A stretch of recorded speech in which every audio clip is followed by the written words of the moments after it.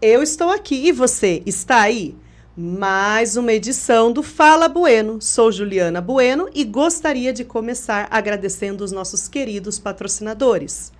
3 Vias Corretora de Seguros, Adriluz Semijoias, A Nova Cirúrgica, Shopping Festas, Casa de Carnes Boa Vista, Desante Semijoias, Café e Carinho, Farmavip Princesa e Bom Jesus, Segsan Energia Solar, King Colchões, Sander, o melhor sorvete da região, Digital IU, Colégio Brinque Bem e Escola de Paz.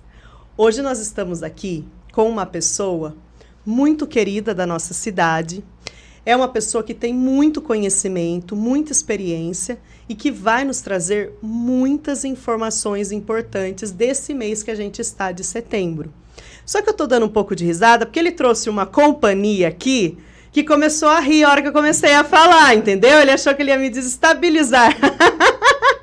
Né, tio Ricardo? Nós estamos aqui hoje com o doutor Ezequiel. Seja bem-vindo, doutor. Um grande psiquiatra. Seja muito bem-vindo à nossa casa. Obrigado. E o filho dele está aqui. Vem aparecer aqui, ó, para todo mundo ver você. Olha lá, ele falou que ele queria aparecer, ó. Olha lá na câmera, lá. Fala oi pro pessoal. Obrigada, viu? Doutor, conta para nós, para quem está assistindo, quem é o doutor Ezequiel? Porque às vezes não te conhece, não foi no consultório, mas gostaria de saber quem que é. Sim, o doutor Ezequiel era um doutor que trabalhava no pronto-socorro, né? E fui convidado pela doutora Kátia, do Hospital Bezerra de Menezes, em Rio Claro, que estimo muito. Um abraço para a doutora Kátia. E que a gente começou um trabalho nesse hospital e ela despertou um interesse pela psiquiatria. E desde aí não parei mais de estudar psiquiatria e fiquei 5 anos trabalhando no Bezerra e acabei estudando psicanálise também, né? E a psiquiatria é uma das áreas da medicina que desperta um interesse que a gente tem que ter um quê a mais, a gente tem que ter um amor ao próximo. Sim, uma empatia, né? Não é simplesmente só um remédio para curar uma doença. Sim. Você tem que ter essa ligação com o ser humano. Sim, porque a gente tem que ouvir, né? Tem que saber ouvir o paciente, né? Mas eu sou uma pessoa que gosto de ouvir as histórias do paciente, né? Eu paro para ouvir. E talvez meus pacientes gostem do que eu faça com o tempo que eu paro para eles, e é essa resposta que muitos pacientes querem, né? Às vezes a pessoa só queria aquele tempo, né? Ele queria um tempo de alguém escutando. Às vezes não é nem tantos problemas graves, mas a pessoa ela está ali tão na carência que ela precisava apenas de um ouvido, né? Uma pessoa ali que desse atenção. Sim. E ser entendidos, né? Isso é uma questão que as pessoas, às vezes, na pressa do dia a dia, não compreendem a questão de cada um. Sim. Que a questão de cada um é individual, né? A minha dor não é a sua dor, né? Exatamente. Às vezes o que para você parece ser um grande problema, eu consigo tirar de letra. Então, aí, às vezes você vai começar a falar para mim, reclamar, e eu vou falar, para com isso, perder tempo com isso, porque isso aí se resolve assim. Mas para mim pode ser tranquilo, né? Para outra pessoa não. Então, quer dizer, o seu papel é estar ouvindo e não julgando. Exatamente. Né? Não julgando, é pouco, é muito, a dor. E esse não julgar que faz a diferença, né? Porque o paciente se sente à vontade para contar o problema, né? E esvaziar essa angústia, né? E essa angústia que às vezes sufoca no dia a dia. E ao contar o problema, ao aliviar esse peso, né? Que faz a diferença. Entendi. E como que foi a decisão, vou ser médico, né? Porque a gente, quando está na infância, quer ser tudo, né? Policial, quer ser dentista, quer ser professora. A criança, ela vai sonhando com tudo que ela vê. Mas, assim, da onde veio a decisão? Não, eu vou fazer vestibular, vou prestar medicina e vou, depois que ainda entrar na medicina, você ainda tem que escolher a especialidade, né? Não é assim, já vou fazer isso, né? Tem a parte da medicina, depois que... Como que foi essa decisão? Vou ser médico e vou ser psiquiatra. Eu sempre tive uma dedicação assim, desde criança, né? Sempre já tinha assim um desejo, né, de ser médico, já demonstrava isso, né? De ser bombeiro, de ter esse algo de ajudar as pessoas. E depois veio a adolescência, aí parou um pouco, e a gente fica naquela... O adolescente tem as dúvidas, né? Sim. Mas quando chegou a idade adulta, que eu queria já definir mesmo, né? Aí eu cheguei pro meu pai e falei, não, eu quero ser médico, né? E aí era um dia de decisão mesmo, aí eu decidi. E aí eu fui, comecei a estudar e até hoje não parei. Medicina não para, né? Acho que as coisas cada vez mais vai modernizando e as doenças, as coisas também vêm, né? Com todo o avanço, a hora que você vê, você pensa que não adianta falar que estudou só um livro, que tem que ir Sim. indo bastante, né? A gente está no mês de setembro, né? O mês de setembro é levantado essa questão do suicídio, né? Da onde surgiu essa história do Setembro Amarelo, doutor? Setembro Amarelo começou nos Estados Unidos, né, em 1994, com o suicídio de um jovem, Mike M., de 17 anos, né? Novo, né? Novo. E os amigos, no funeral tinha muitos amigos e fizeram uma homenagem para ele, porque ele tinha um automóvel amarelo, né? E os amigos fizeram homenagem de colocar umas fitinhas amarelas no carro e no funeral dele como uma homenagem. E ficou essa lembrança e o suicídio foi no mês de setembro. E 2005, se não me engano, a OMS oficializou, né, pro mês, no dia 10 de setembro, né, como uma data da questão da conscientização, né? E o Brasil logo se uniu, né, o Conselho Federal de Medicina, a Sociedade Brasileira de Psiquiatria e o CVV também se uniram e falaram, não, a gente precisa também fazer a conscientização no Brasil também, né? E em 2015, se não me engano, foi instituído no Brasil o Setembro Amarelo.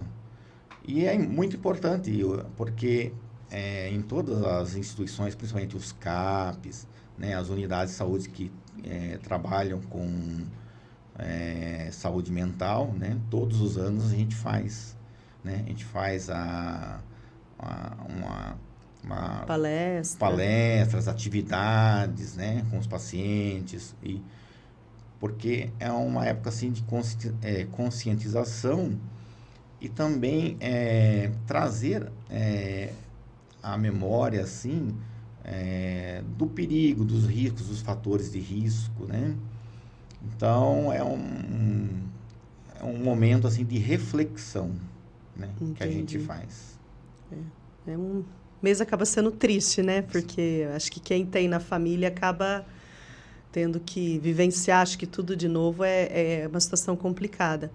E tem, assim, uma característica específica do suicida, né? É homem, é mulher, é branco, é negro, é velho, é novo. Tem alguma coisa que a gente pode, assim, meio que... Não é uma regra, né?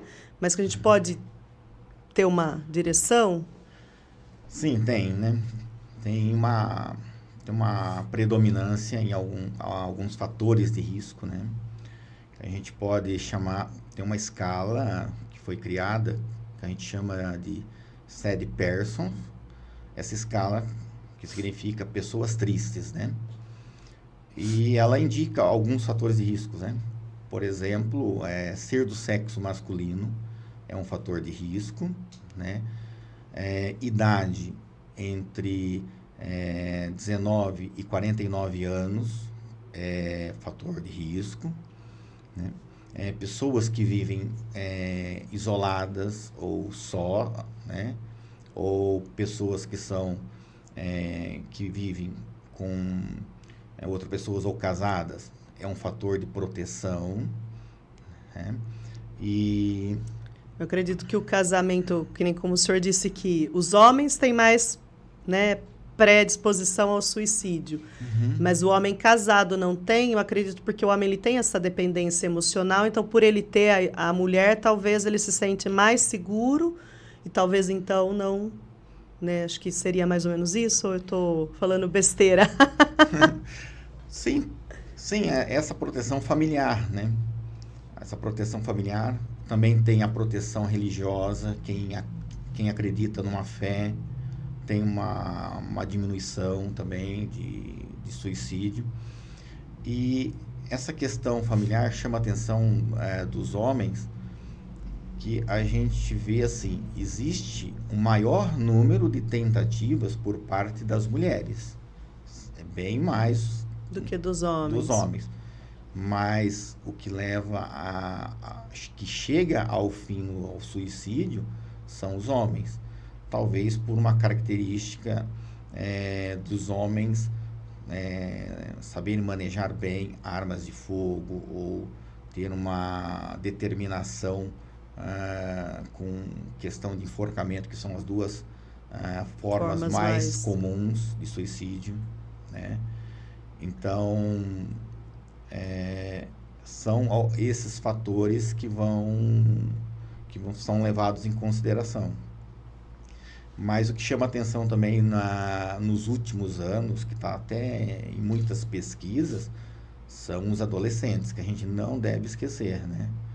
Que a partir dos 12 aos 19 anos, as últimas pesquisas estão focando muito, que está numa curva assim, bem ascendente. É triste, né? Saber de uma Sim. situação dessa, né? Uma estatística dessa, porque os adolescentes é o futuro, né? O nosso futuro. E vendo eles quererem acabar com a vida, né? Eu tenho um professor, porque eu faço psicologia, eu sou estudante de psicologia, né? E tô tentando terminar. Tô tentando.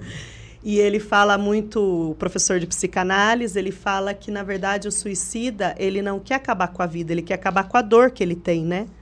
Perfeitamente. Ele usa muito essa frase. E, por fim, ele acaba acabando com a vida achando que vai acabar com essa dor. Mas, na verdade, ele só quer acabar com aquela dor que ele sente.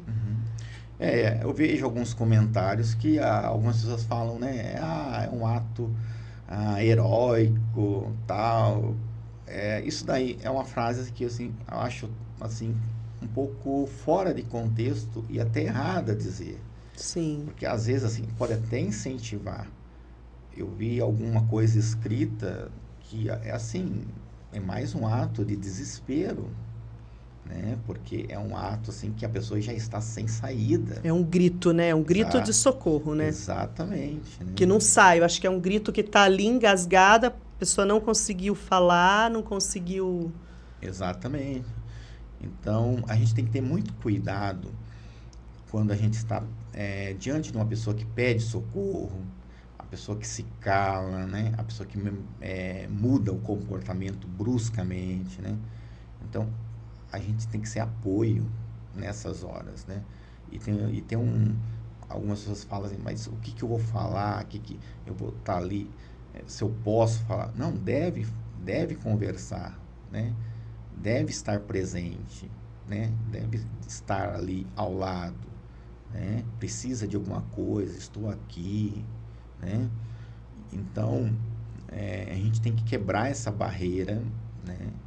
De não acolher. Exatamente. Falar, não, isso é para profissional da saúde, isso é para profissional da área da saúde mental. Não, isso daí pode ser qualquer pessoa pode ajudar. A gente pode ajudar um vizinho, a gente pode ajudar um amigo. E depois a gente pode indicar, né, encaminhar para uma pessoa especializada, né? Entendi. Quais são, assim, os sinais, assim, mais fortes, sinais, assim, que tá dando grito mesmo, que eu teria que estar prestando atenção no meu vizinho, no meu parente, assim, que realmente fala, olha, tá ali na cara, o que que eu tenho que estar atenta? O que mais chama atenção nos pacientes com potencial suicida é a mudança de comportamento. Paciente ou um amigo que geralmente tem um comportamento extrovertido e de repente se cala, né? Se cala e se fecha. Essas pessoas a gente tem que ter um cuidado extremo. É muito drástica a mudança, dá Ex- para ver perfeitamente, né? Esse assim, o indicativo número 1, né? O segundo que a gente tem que prestar atenção, a pessoa que fala sobre um planejamento de suicídio, né? Ele já tem um planejamento na cabeça como fazer, né? E prestar atenção, se ele tem um planejamento,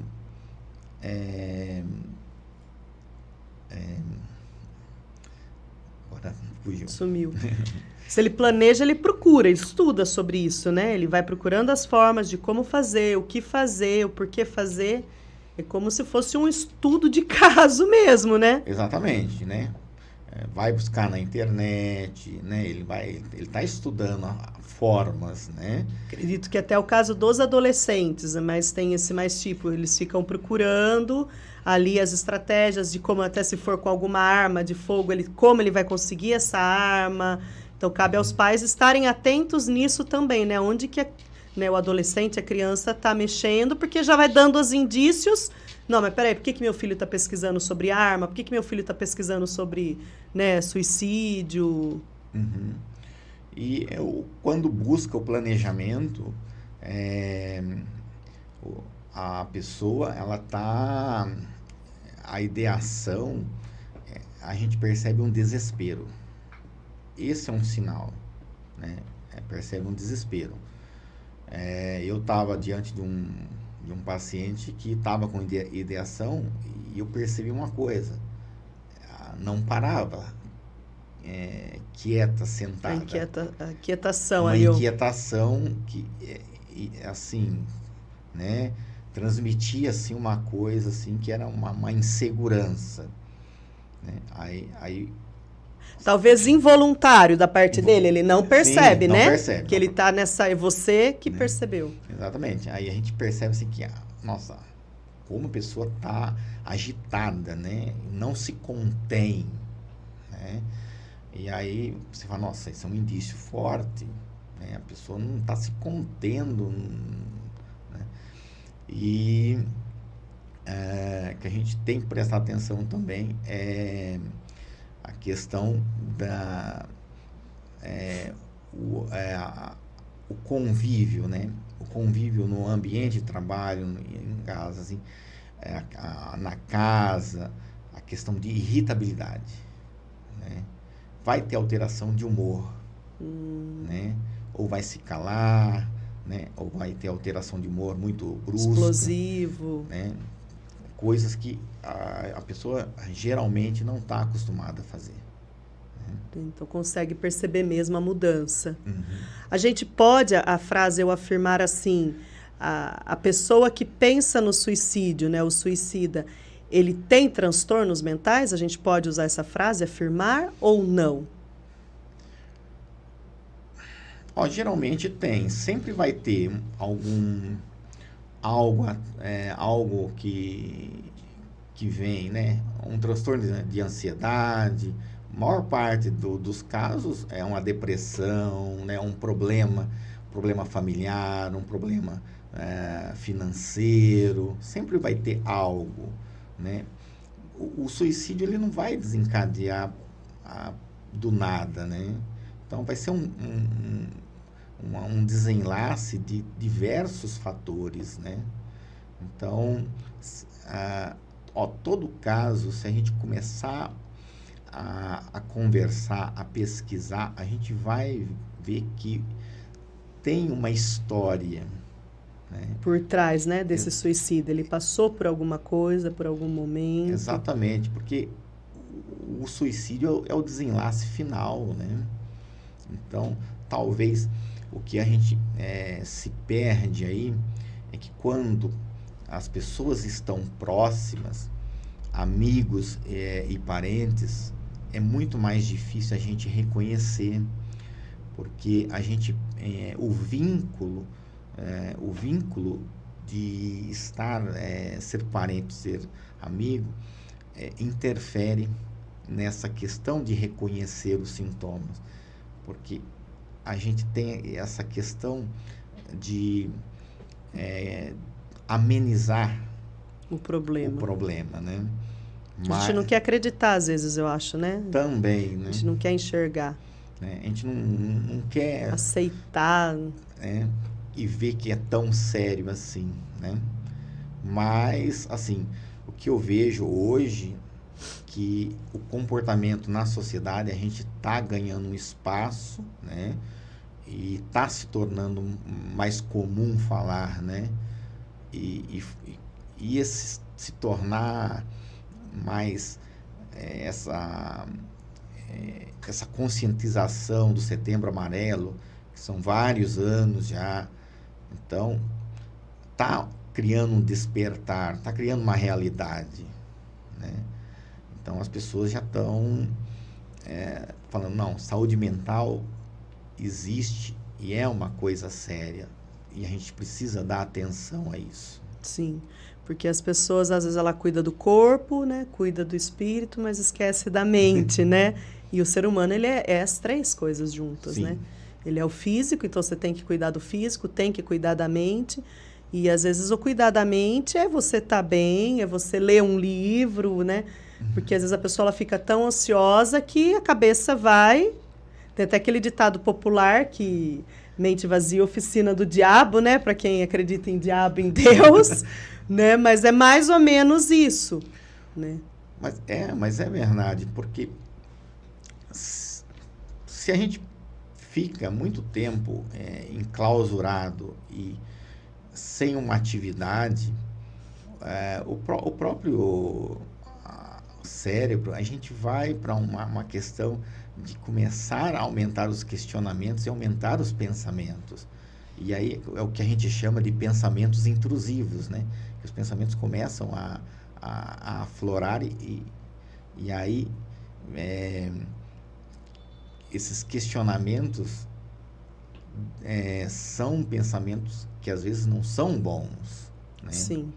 E aí que começa a vir a questão do como está o emocional dessa pessoa e que qualidade de pensamentos vão vir, né? Então, é uma engrenagem que vai puxando a outra, né?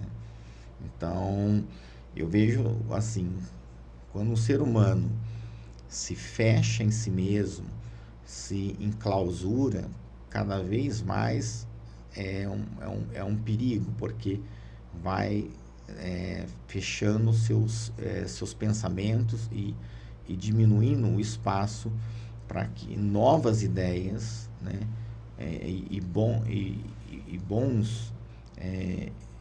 bons conselhos, né, assim, porque temos que ter assim uma fluidez de ideias com amigos, com nossos parentes, né? E isso que a gente vê nos pacientes, na maioria, eles se fecham, né? E esse fechamento que aí que fica esses pensamentos, né, intrusivos trabalhando, né? É bem complicado, né? É bem triste, né? É bem triste. É um tema pesado. É, né? um tema pesado. Né? Eu não tenho na família, né? Não vivenciei isso, espero não vivenciar. Uhum. Mas eu acredito que para uma família deve ser... Eu acho que para uma mãe deve ser muito triste, porque você pensa assim, você faz de tudo para o teu filho, por mais que o seu tudo seja pouco, né? Mas eu acredito que a maioria das mães, dos pais, fazem de tudo. e você vê o seu filho, né, tirando a própria vida, acho que você se sente até incapaz, né? Você acaba até se culpando. Eu acredito que o senhor acaba atendendo familiares do suicida, porque acaba criando esse trauma na família, né? Essa coisa de culpa, de eu poderia ter feito mais, poderia ter... Sim, sim. São pessoas assim que a gente trabalha muito, tem que fazer um esforço, né, grande para atender, acolher, né? O CAPS que eu trabalho também, de Cordeirópolis, a gente faz um trabalho de acolhimento da família, né? Pós-suicídio, né?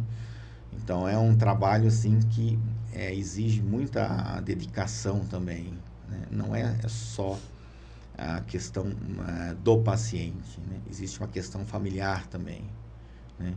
E existe uma estatística também que quando existe um suicídio na família, existe uma grande chance também de ocorrer outros. Porque né? acho que é o que a família está englobada, né? Aquele contexto ali. Porque, às vezes o problema não é só daquele, o problema é o problema familiar, né? Então aí acaba, acho que entrando ali, aí já tem o suicida e aí a coisa vai embolando. Sim. E aí o trabalho é trabalhar em cima, né? Trabalhar em cima da família, no contexto do que aconteceu, né? E trabalhar na questão que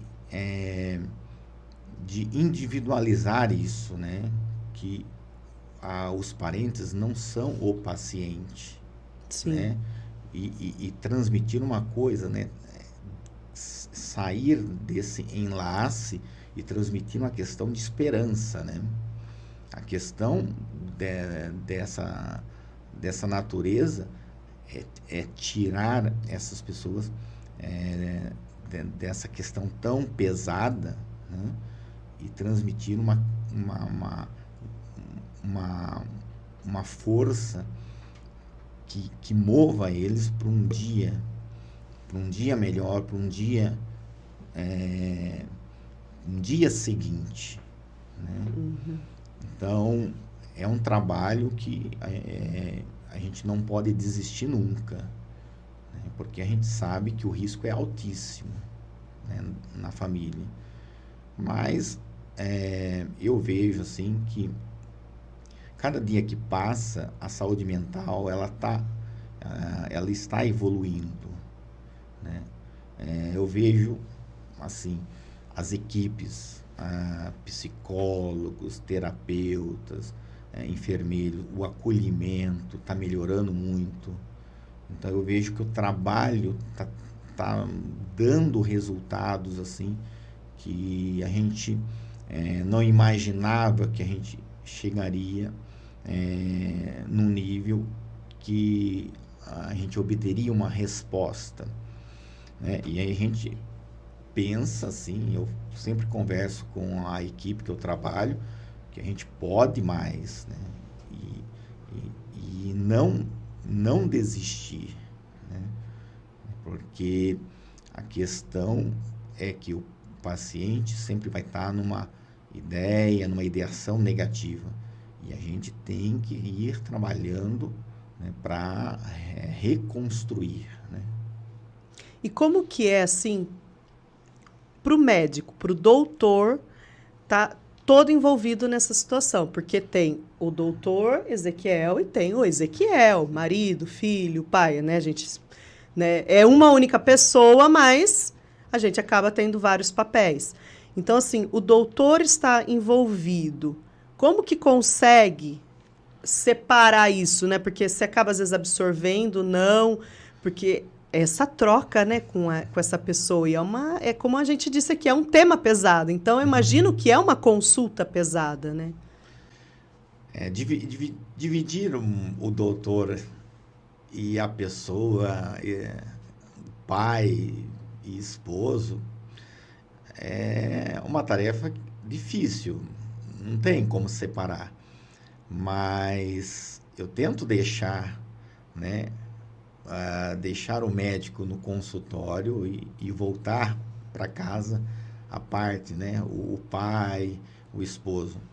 Mas em algumas consultas, realmente, são pesadas, mas a gente não pode, é o que a gente chama de transferência, a gente não pode, o paciente traz algo que é pesado, mas a gente tem que ter a força, a disposição de transformar aquilo, né? Porque o paciente ele tem que sentir na contratransferência que a gente vai devolver para ele, que a gente tem que falar, não, existe solução, existe esperança, né?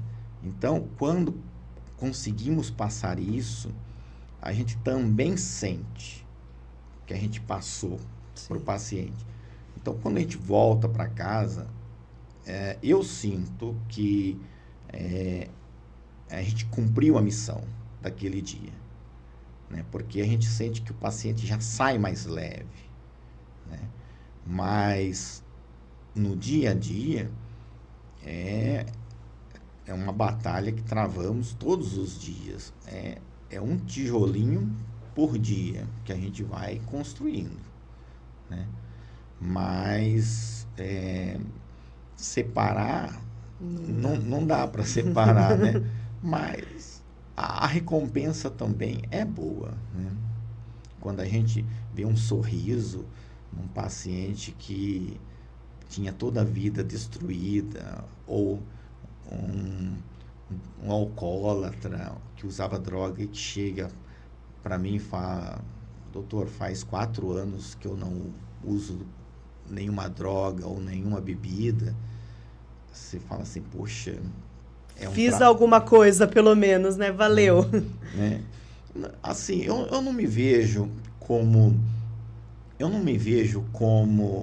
assim o instrumento, assim, porque eu me vejo assim como um ajudador, né? Eu transmito uma mensagem, né? Mas ali estou ao lado. Então, e eles se sentem ali, não, existe alguém do meu lado que está acreditando em mim. Exatamente, né?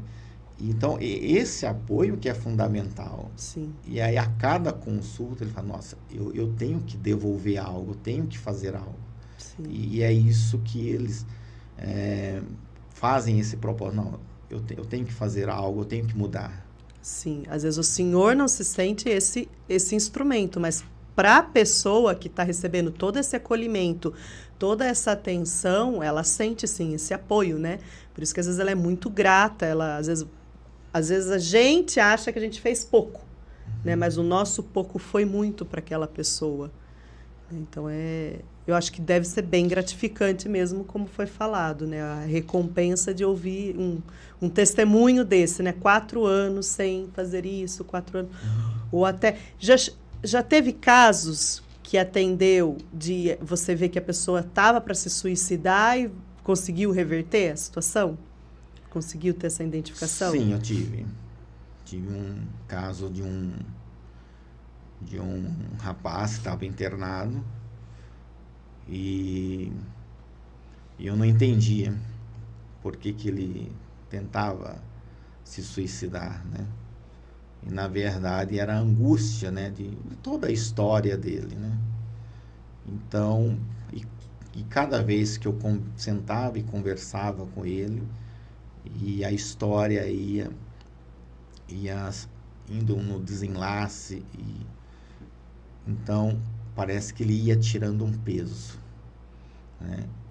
E aí eu fui percebendo que chegou um certo momento que ele já estava leve. Estava leve daquele, né? E aí simplesmente ele parou de tentar o suicídio, né? E também tem histórias que são assim tristes, né?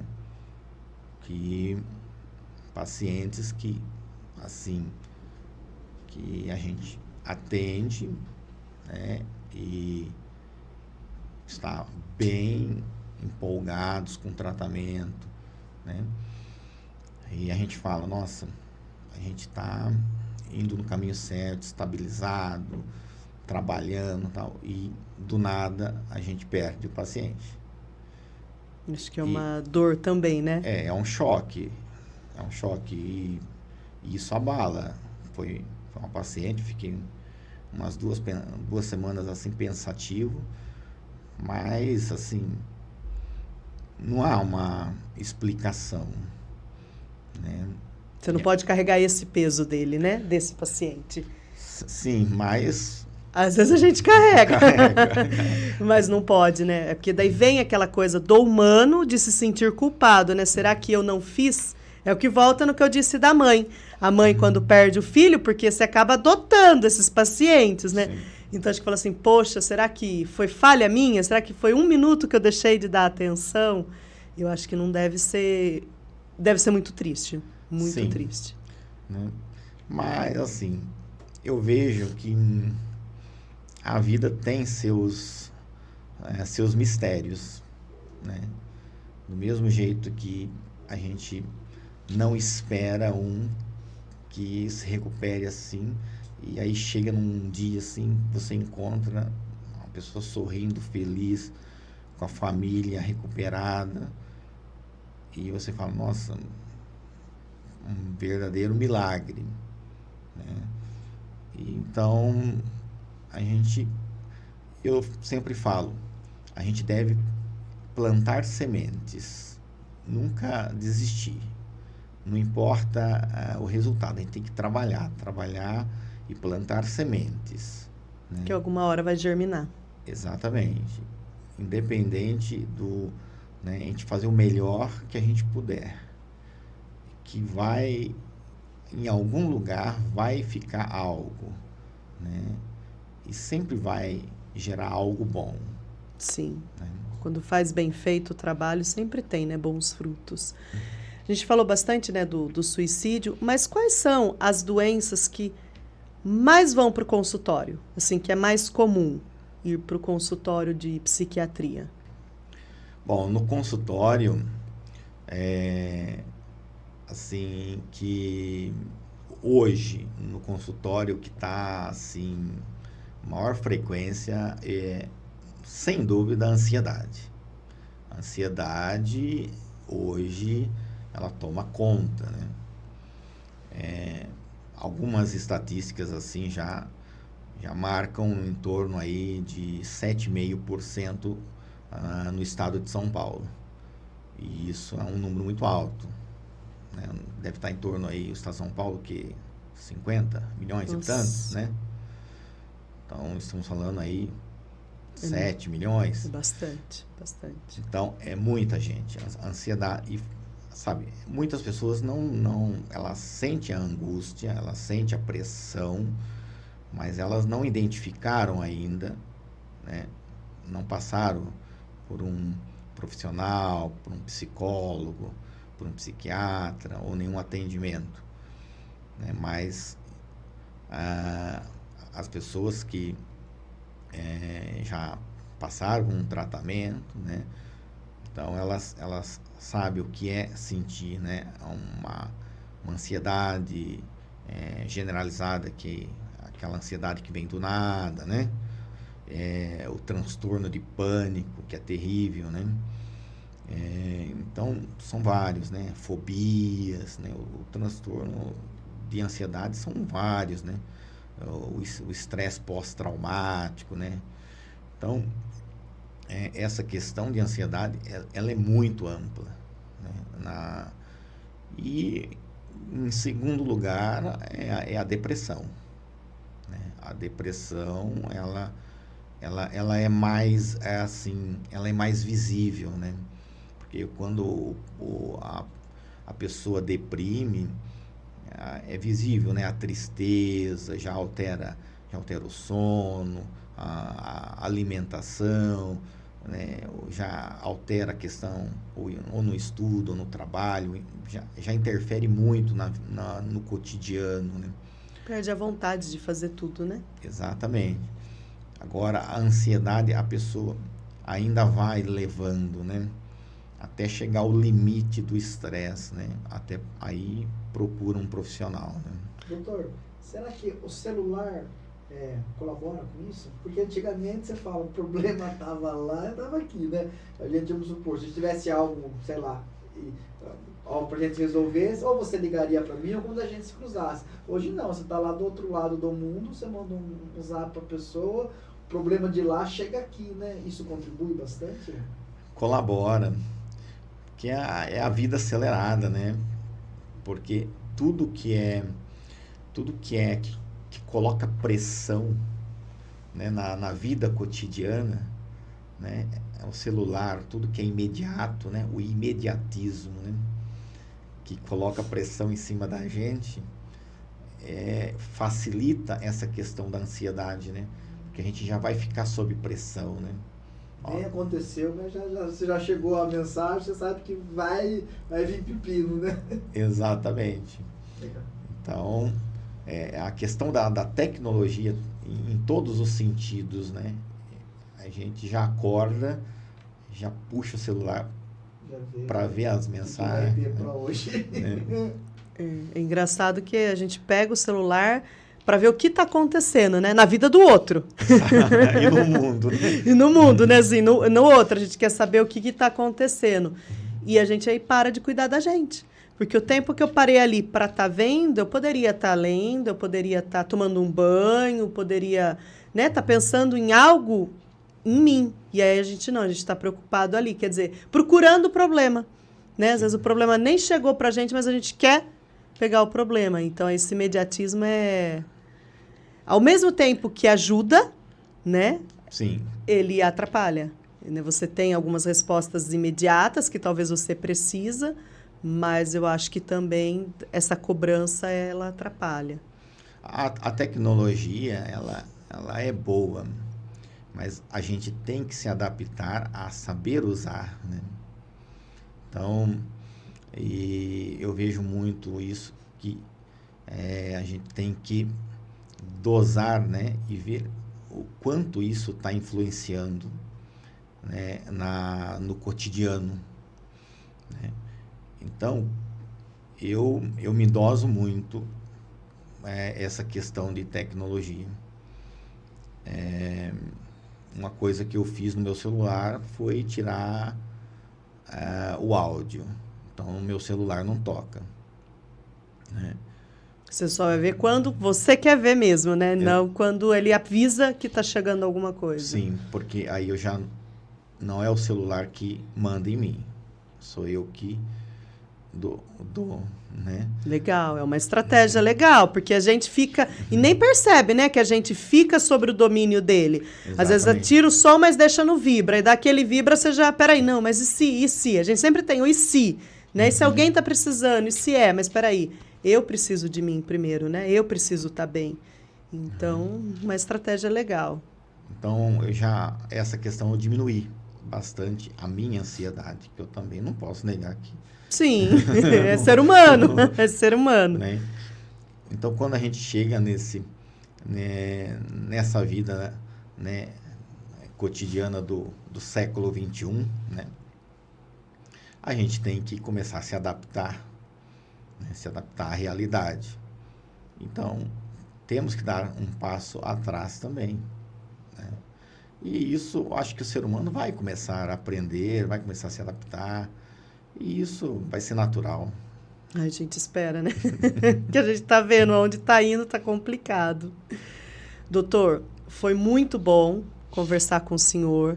Agradeço mesmo de coração a presença, a disponibilidade de estar vindo, parado a sua vida, a vida do seu menino, ter vindo aqui e dar esse tempinho para nós de conhecimento, né? Falar de assunto tão importante. Espero que quem esteja assistindo, né, tenha captado várias mensagens, né, várias coisas, e acredito que o doutor está à disposição para alguém que esteja precisando de ajuda, né? Não tenha medo, não tenha vergonha. Eu acho que a vergonha é a gente se esconder e não a gente dar a cara, né? A vida, ela é muito linda, ela precisa ser vivida. Então, se está com algum problema, procura. Às vezes não está conseguindo procurar alguém do lado, procura o doutor Ezequiel, que eu tenho certeza que vai te ajudar bastante. Quer deixar uma mensagem para nós, para finalizar? que eu gostaria de deixar de mensagem para as pessoas é que, sabe, sempre há esperança, sabe? E cada dia vivam o hoje, sabe? Não vivam, sabe, um amanhã que não chegou, sabe?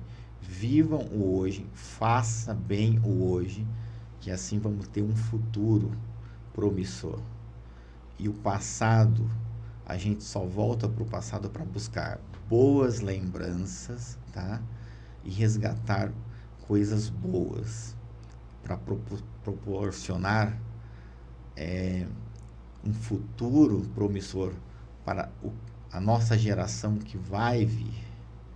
E assim vamos semeando esperança num mundo que a gente vê que muitos veem com desesperança. Mas eu acredito e creio que muitos acreditam. Obrigada, viu, doutor? Seja sempre bem-vindo à nossa casa. Obrigado. Gente, é isso. Vida é vida e esperança é tudo. Até a próxima.